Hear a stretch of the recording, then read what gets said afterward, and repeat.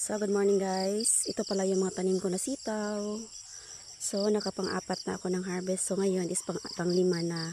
So, kailangan ko na mag-harvest para may maibenta ako ngayong umaga. So, ito na siya guys. Yan. Pwede talaga siyang i-harvest. Simula dito, na line. And then, pangalawa. Pangatlo. So, ang daming bunga guys.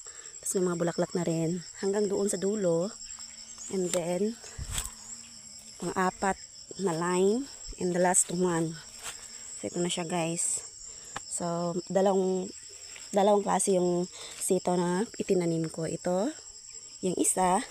Tapos yung isa yung evergreen na kulay. Ito. Ito na siya. Yan. So, mga harvest ako ngayon guys. Marami ngayong kailangang pitasin. Para may maibenta na naman ako at may mabibigyan ako na tao. Yung may-ari ng lupa guys is bibigyan ko nito. Kasi yung pangalawang pitas, inulam namin, inadobong sitaw.